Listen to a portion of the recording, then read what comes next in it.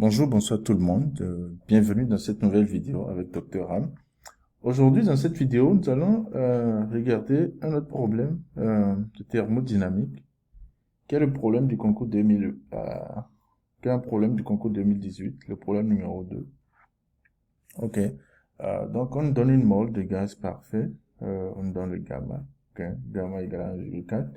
On donne une succession de transformations. Donc, premièrement, on a une détente isotherme. Ok, isotherme, ça veut dire simplement que la température est constante. D'une pression PA, ok, à la température constante, TA de 300 Kelvin jusqu'à la pression PB égale à 1 bar. Et on dit, on reste en contact avec un thermostat à une température, à la même température euh, que la transformation. Après, maintenant, on fait une évolution isobare jusqu'à un volume VC. Et puis après, cette transformation isobare reste toujours en contact avec le thermostat. Et puis après, on effectue une compression adiabatique réversible jusqu'à l'état A. Maintenant, comprenez les termes ici, isotherme, température constante, isobare, pression constante, compression adiabatique réversible. Adiabatique réversible, ça veut dire simplement que vous avez PV gamma, ok, égale à une constante, ok. Maintenant, adiabatique réversible, ça veut dire également qu'il n'y a pas d'échange d'entropie, en fait. La variation d'entropie, en fait, ça donne zéro, ok. Il n'y a pas d'entropie qui a été, l'entropie n'a pas changé au cours de cette transformation-là. On verra ça, on va utiliser cette information un peu plus tard. Mais vous devez regarder ça en tête. Donc, vous avez une transformation adiabatique réversible, c'est une transformation qu'on dit, c'est isentropique. Donc, il n'y a pas variation d'entropie dans zéro. La première question, on veut qu'on calcule VB, de représenter le cycle PV et de justifier, de dire s'il s'agit d'un moteur ou s'il s'agit d'un récepteur. Après, on demande de calculer la variation d'entropie, ok, entre A et B. Et puis, l'entropie échangée, ok, avec le thermostat, de déduire l'entropie créée et de conclure. Après, on dit maintenant de calculer la température en C, le travail BC, la quantité de chaleur BC, reçue par le gaz, coût de la transformation BC. Maintenant, on demande de calculer l'entropie échangée, ainsi que la variation d'entropie de B à C. Ok. Après, on demande de calculer la valeur numérique de l'entropie créée. Et puis finalement, de dire si le système est réalisable ou pas. Ok. Donc nous allons parcourir l'exercice là ensemble. C'est un exercice que je trouve intéressant parce que ça nous demande de calcul d'entropie. Dans la vidéo précédente que j'ai fait sur la thermodynamique, on n'a pas eu à discuter d'entropie. Mais ici, dans cet exercice, on va discuter de ça. Donc, sans plus tarder, allons voir l'exercice ensemble. Voilà. Donc, nous sommes ici. Voilà l'exercice 2018, exercice numéro 2, ok, qui est un exercice de thermodynamique. Donc, on donne gamma, on dit une mole de gaz parfaite. La pression en A, c'est 2 bar, la pression en B, c'est 1 bar. Et la pression, la température T est à 300 Kelvin. Rappelez-vous que bar, en fait, ça fait 10 puissance 5 pascal. Okay. Ça, c'est important. Mais la première question, c'est de calculer VB. Maintenant, on sait que la transformation A bien une transformation isotherme. Qu'est-ce que ça veut dire? Ça veut dire simplement que PA-VA égale à PB-VB. Ok. Rappelez-vous qu'on a affaire à un gaz parfait. Donc, vous avez PA-VA. En fait, ça fait nRT TA. Le PB-VB égale à nRTB. Et puisque les températures sont les mêmes, ça veut dire que les deux quantités là sont les mêmes. Donc, vous avez ça. Maintenant, il faut simplement remplacer, vous tirez VB. Hein. VB, ça fait PAVA divisé par PB. Maintenant, PAVA, c'est seulement NRTA. Donc, finalement, VB nous donne ceci. En fait, le calcul, en utilisant, bien sûr, vous convertissez bar en pascal. Ça vous donne ceci. Donc, voilà, on a VB. Maintenant, on veut représenter le cycle. Le cycle, comment représenter ça? On va commencer par A d'abord, ok?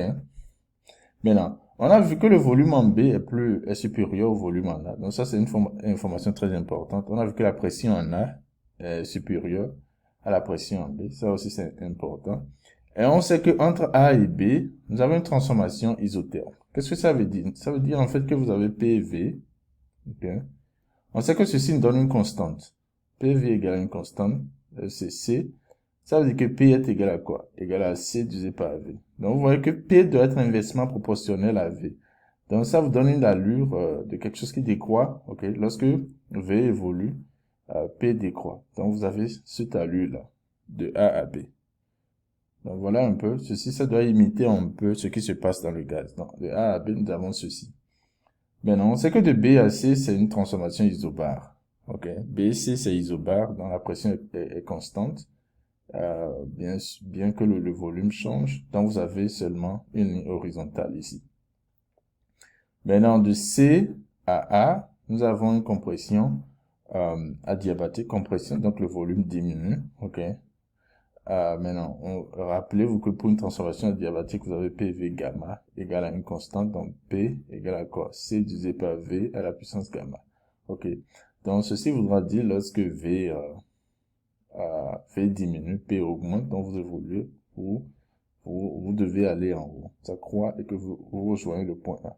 Donc, voilà un peu comment la transformation, le cycle de la transformation, vous représentez la représentation de la transformation, mais les transformations, comment vous représentez ça.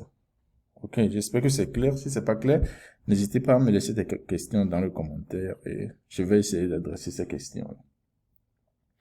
Maintenant, la question qui suit, on demande de déduire si on a affaire à un cycle moteur ou un cycle récepteur.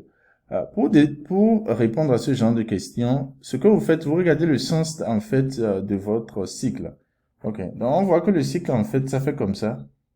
Ok, si vous devez représenter ça sur un cercle, c'est que vous avez un cycle qui fait comme ça. Et qui est dans le cycle, ça va dans le même sens que le sens des aiguilles d'une montre. Donc, basiquement, ce que ça veut dire que le travail reçu est négatif, donc vous avez en fait, vous avez un moteur. Ok. Donc, quand vous avez un cycle d'un gaz parfait ou d'un composant thermodynamique, maintenant vous allez qui évolue en fait, qui effectue un cycle dans le même sens que le sens des aiguilles d'une montre. Vous avez un cycle moteur. Ok. Donc il s'agit ici dans cet exercice-là, il s'agit d'un moteur. Voilà. Maintenant la question 2, qui est très intéressante. On demande de calculer maintenant la variation d'entropie du gaz entre A et B. Ok. Donc je vais utiliser cette formule-là, qui est l'une des premières formules que vous allez voir en thermodynamique lorsqu'il s'agit en fait de l'entropie. Ok. Donc U ici c'est l'énergie interne. Donc énergie interne. Énergie. Donc c'est l'énergie interne. Donc on a D de U, ça fait D de S. S c'est entropie. Donc S ici c'est notre entropie. Moins PD de V. V c'est le volume. Donc nous avons ceci. Donc si vous tirez D de S ça va vous donner quoi? Ça vous donne D de U divisé par T. T bien sûr c'est la température plus P divisé par T D de V. Maintenant, rappelez-vous qu'entre A et B, notre transformation est isotherme. Si vous avez suivi ma vidéo précédente, je vous ai dit, j'ai clarifié que lorsque vous avez un gaz parfait, l'énergie interne dépend seulement de la température, ok, du changement de la température. Donc, si la température ne change pas, l'énergie interne est toujours égale à 0. Maintenant, nous avons ici une transformation isotherme, ça veut dire que, quoi, la température, delta T, en fait, ça fait 0. Donc, il n'y a pas d'énergie, de changement dans l'énergie interne. Donc, delta U aussi donne 0. Ok. Ceci voudra dire que ds, simplement, ça nous donne P sur T, D de V. Ok. Donc, ça veut dire que si vous voulez voir le changement, vous intégrez entre A et B de P, divisé par T, D de V. Mais rappelez-vous que nous avons ici un gaz parfait. Donc, PV égale à nRT. Donc, P sur T, ça fait en fait nRT divisé par V. Ok. Donc, finalement, vous avez ceci. Vous arrivez à cette formule-là. Pour le changement d'entropie. Ça fait NR, intégrale de A à B, T de V sur V. Et ceci, vous savez que simplement, c'est Ln. Qui vous donne finalement NR, Ln de V, divisé par V de A. Donc, le changement d'entropie, plutôt, entre A et B, ça me donne ceci. Mais rappelez-vous qu'on a trouvé que le volume en B, ça fait 2 fois le volume en A. Ok. Euh, parce que vous avez une transformation isotherme. On a déjà déterminé ceci. Si vous voyez, ce qu'on a trouvé ici, le volume en B, en fait, ça fait simplement 2 fois ce qu'on a en A. Mais je l'ai pas, ok, je l'ai pas montré. Mais vous pouvez savoir ça parce que quoi? On a une transformation isotherme. On a PA, VA, égale à PB, VB. Maintenant, vous voyez la pression, simplement, ça veut dire que PA divisé par PB égale à simplement VA égale à VB divisé par VA. Maintenant, on voit que ce rapport-là, PA divisé par PB, c'est 2. Donc, ça donne 2. Donc, simplement VA divisé par VB égale à 2. Donc, VB, ça fait 2 fois VA. OK? Donc, nous avons ceci. Donc, voilà l'entropie. Si vous calculez ça, la valeur numérique, vous devez trouver ce résultat-là. Approximativement 5,76 joules par Kelvin. Donc, voilà la variation d'entropie entre du gaz entre A et B. OK. Maintenant, on demande de calculer l'entropie échangée avec le thermostat. Ça, le thermostat à cette température T. Donc, simplement, l'entropie échangée, ça fait le Q. OK. La chaleur échangée divisé par la température. Donc, voilà ce que nous avons. Maintenant, comment on va trouver la chaleur entre A et B? Il faut simplement utiliser le premier principe de thermodynamique qui dit que la variation de l'énergie interne, ça fait chaleur plus travail. OK? Ben, on a vu que l'énergie interne, la variation donne 0. Ça veut dire en fait que la chaleur plus le travail donne 0. Donc simplement la chaleur est égale à l'opposé du travail. Mais rappelez-vous que c'est quoi le travail? W, ça fait moins P D de V. OK? Donc si vous dites ceci, en fait, ça va faire intégrale de moins P D de V. OK? Maintenant, on veut l'opposé de ça. Donc, vous avez ceci. Donc, QAB, en fait, ça fait intégrale de A à B de P, D de V. OK? Vous intégrez, ça vous donne simplement ce qui est ici. Maintenant, vous faites la même chose, hein. C'est ce qu'on avait fait avant. Si vous vous rappelez, on utilise on va utiliser PV égale à NRT. OK? De là, vous tirez P. P, ça va faire NRT divisé par V. Et rappelez-vous que T est constant, ok? Donc, on fait sortir cette température-là ici. Et dans la formule de l'entropie, en fait, ça fait QAB divisé par T thermostat. Et ce T de thermostat, c'est la même température que la température à laquelle s'est effectuée la transformation. Donc, quand vous divisez en fait par ce T, vous arrivez en fait à la même chose. Vous allez voir qu'en fait, l'entropie échangée, ce n'est rien d'autre que l'entropie de la transformation en fait qu'on avait calculé. Ok, donc vous arrivez à la même formule. Et on vous dit maintenant de déterminer l'entropie qui a été créée. Rappelez-vous que l'entropie de A à B, ça fait l'entropie échangée plus l'entropie créée. Ok, donc on connaît tout, donc on peut tirer l'entropie créée. Mais puisque l'entropie échangée est égale à l'entropie créée, l'entropie échangée est égale à l'entropie de A à B, vous voyez clairement que l'entropie créée est égale à 0. Et quand ceci arrive, on dit que votre transformation est réversible. Si vous avez trouvé une valeur supérieure ou égale à 0, vous savez que la transformation est irréversible. Mais quand ça donne exactement 0, donc on a une transformation réversible. Donc voilà la conclusion qu'on nous demande de tirer. Ok, donc on continue avec la question numéro 3. La question nous demande maintenant de calculer la température en C. Ok. Donc rappelez-vous que entre B et C, nous avons une transformation isobare dont la pression en B est égale à la pression en C. Avec cela, vous pouvez établir ce résultat-là, puisqu'il s'agit d'un gaz parfait. Ok. On a PB à VB égale à nRT TB et vous avez PCVC égale à nRTC. Okay. Donc si vous divisez membre à membre, vous allez arriver à ce résultat-là. Et avec ça, maintenant, vous pouvez tirer TC. Donc TC, ça fait VC divisé par VB, TB. Donc vous trouvez approximativement cette valeur-là. Parce qu'on connaît tout, hein. On a VC, on a VB, et on a TB, ok, on a la température en B. Parce que la température en B, c'est la même chose que la température en A, parce que de A à B, c'est isotherme. Donc TB, en fait, ça fait 300 Kelvin. Donc si vous remplacez dedans, vous allez trouver cette valeur-là. Ok.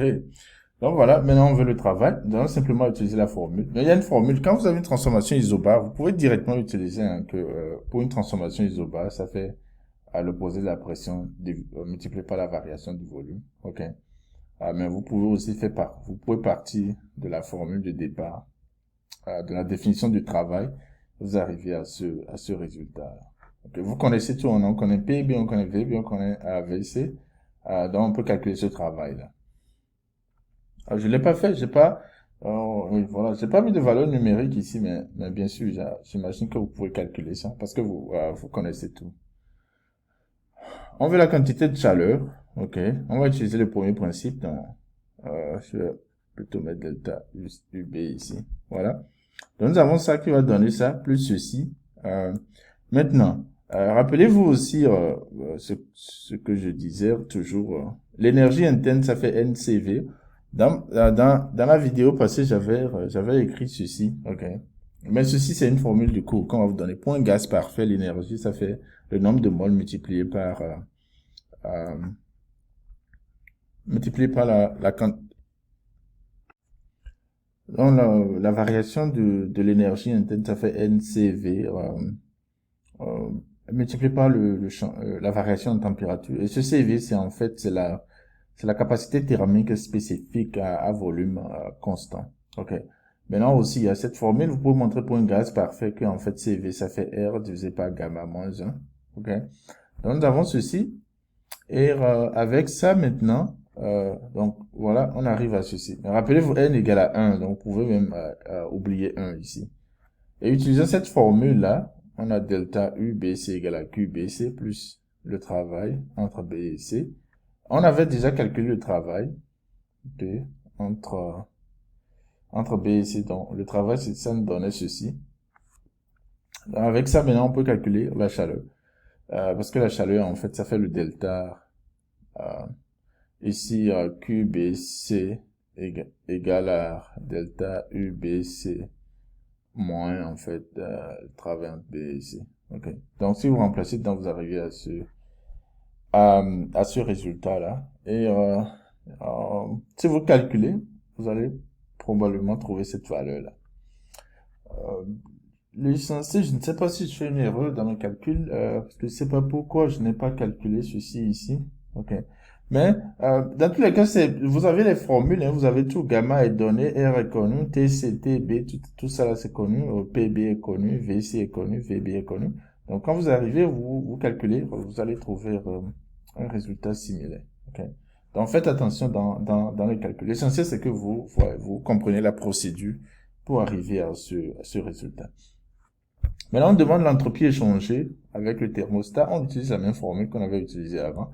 Donc, on a QBC. Donc, on a ce qu'on avait calculé divisé par la température du thermostat. Rappelez-vous, la température, c'est toujours 300 Kelvin. OK. Donc, si vous faites ça, vous allez trouver euh, une valeur qui est approximativement égale à moins 5,2 joules par Kelvin.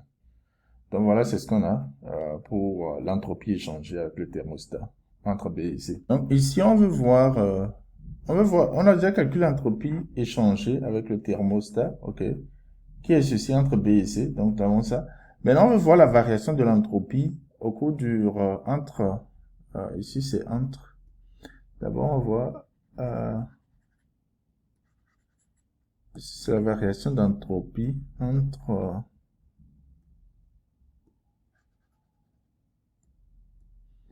on voit ça entre B et C, en fait. Donc, lors de la transformation BC, on va voir la variation d'entropie. Donc ici, nous avons pas, on va repartir à la formule initiale d'entropie que j'avais écrit au début, ok. Mais en fait, attention maintenant, puisque ici on n'a pas, c'est pas une transformation isotherme, on peut pas dire que ceci est égal à 0. Donc on va devoir calculer l'entropie proprement, sans utiliser le fait que D de U donne 0. Ok. Maintenant, on va remplacer D de U simplement par ce qu'on connaît. Hein. Donc, D de U, ça fait NCV. Ok. Vous avez D de T divisé par. Parce que rappelez-vous qu'en fait, j'avais dit que U, ça dépend de NCV de T. Donc, D de U, ça fait NCV. CV, c'est une constante. N, c'est une constante. C'est seulement la température qui change pour que U change. Donc, vous avez ceci. Plus maintenant, cette partie, on a déjà fait ça. Donc, ça vous donne aussi ceci. Ok. Maintenant, la variation d'entropie, vous allez intégrer simplement. Donc, vous avez dt divisé par t. Donc, quand vous intégrez, vous avez ln d'un t final divisé par un t initial, plus nr ln d'un v final divisé par un v initial. OK. Donc, en général, c'est ce que vous avez. Ça, c'est votre formule pour la variation d'entropie. OK. Donc, on va appliquer ça à B, C maintenant. Parce que entre B et C, la température change aussi bien que le volume change. Donc, vous avez tout. Vous connaissez la température en C, la température en B, le volume en C ou le volume en B. Et N, c'est 1. Vous avez R. Donc, avec ça, simplement, vous pouvez calculer ça. Après un calcul, voilà ce que j'ai trouvé comme valeur. OK.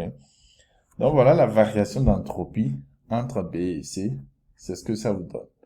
Et on a calculé ceci en utilisant la formule de départ d'entropie qu'on a ici. On l'a juste intégré. Et on est arrivé à ce résultat final-là. Maintenant, la dernière question maintenant, on nous demande de calculer l'entropie. OK. Et ça, c'est la dernière question de l'épreuve. Du problème plutôt. On dit de calculer la valeur numérique de l'entropie créée. Donc ça, c'est 4. Ici, c'est 4. Ici, ce n'est pas 4. C'est une partie du 3. Donc, je vais mettre un point ici. Donc voilà, nous avons ceci. Et on veut l'entropie créée, l'entropie totale créée au cours du cycle. Donc on a en fait l'entropie créée au cours de B. B c'est plus AB. Mais voilà, mais vous allez constater que j'ai laissé en fait pour CA. Ok. Pourquoi? Parce que techniquement vous devez ajouter CA ici. Ok, entropie créée. Mais rappelez-vous, on nous a dit qu'entre C et A, c'est une compression adiabatique réversible. Et je vous avais dit au départ que lorsque vous avez une transformation adiabatique réversible, c'est une transformation isentropique. Donc, ceci donne 0. On n'a pas besoin de considérer ceci. OK. Maintenant, également, on a vu que la transformation, l'entropie créée entre A et B, ça nous donnait 0. On a aussi trouvé que entre A et B, et que l'entropie ici, ceci aussi est 0. Ok, on avait trouvé ça et on a conclu que c'est parce que la transformation est réversible. Donc ça veut dire que l'entropie créée tout au long du cycle est juste égale à l'entropie créée entre B et C. Ok. Et on a vu, en fait, ça va donner l'entropie de la transformation BC moins l'entropie échangée. Et on a déjà calculé ça. On a calculé ces deux valeurs-là. Voilà, on avait trouvé l'entropie de BC et l'entropie échangée, c'est ici. Donc, si vous faites la différence, vous allez trouver en fait que ça vous donne valeur négative. Ok, je ne veux pas qu'elle va. Ok. Mais ceci, il y a un problème avec ça, parce que on sait que votre système n'est pas réalisable, car d'après le second principe de la thermodynamique, l'entropie créée, c'est toujours supérieur ou égal à 0. Ok, ça doit évoluer avec le temps. Ça peut pas décroître, ça évolue avec le temps. Mais voilà ce que nous avons. On voit maintenant qu'on crée un cycle, et il y a un cycle au cours duquel l'entropie créée, ça va être négatif. Donc ce système n'est simplement pas réalisable. Voilà, nous sommes arrivés à la fin de l'exercice. J'espère que vous avez compris. Et également, tout ce que j'ai fait ici, c'est juste appliquer les principes, les formules de la thermodynamique. Ok. Et, avec un peu de mathématiques, il n'y a rien de sorcier ici. Donc, ce qui est important ici, c'est que vous connaissez les formules et vous savez comment interpréter les questions. Avec ça, vous devez être en mesure de résoudre tout problème de thermodynamique. Et comme je vous l'ai dit, les années passées, disons depuis 5 ans, les problèmes de thermodynamique que vous allez rencontrer, c'est généralement des applications. Ok, c'est pas de montrer des principes de thermodynamique, mais juste appliquer les principes et les formules. Donc, merci. N'hésitez pas à poser des questions, à laisser des commentaires. Si vous avez constaté qu'il y a des erreurs ou des bémols, n'hésitez pas. Merci, à la prochaine fois.